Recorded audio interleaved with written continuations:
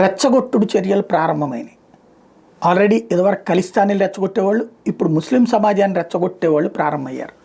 ఎలాగా అంటే ఇప్పుడు పార్లమెంట్లో ఒక బిల్లు మొన్న పెట్టారు. ఆ పెట్టిన తర్వాత జాయింట్ పార్లమెంటరీ కమిటీకి అన్నారు, వెళ్ళింది. అక్కడ ఏదైతే కొంతమంది అభ్యంతరాలు చెప్పారు, ఆ అభ్యంతరాలు మెజారిటీ ప్రకారం అభ్యంతరాలను తోసిపుచ్చారు. ఫైనల్గా ఆ బిల్లు తీసుకొచ్చేసి సభలో పెట్టారు. అట్లట్లాగా మా అభ్యంతరాలు కూడా రాయాలి కదా అంటారు. బిల్లుల్లో అభ్యంతరాలు రాయరు.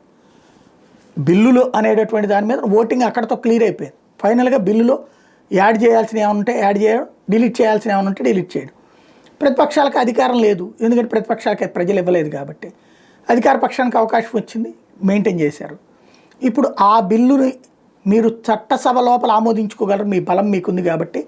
కానీ ఆ చట్టసభ బయట ఉన్నటువంటిదంతా మా చేతుల్లో ఉంది, ఢిల్లీ మా చేతుల్లో ఉంది, మీరు ఎలా తిరుగుతారో చూస్తామంటున్నారు. ఇప్పుడు తాజాగా ఏదైతే parliament is in your hands but streets are ours, if you do any mischief in Sansad will hit the streets, will fight not just for Waqf but for the constitution.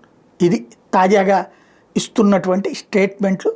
కాబట్టి నిప్పు రాజేసే ప్రయత్నం జరుగుతుంది, జాగ్రత్త పడాల్సిన సందర్భం.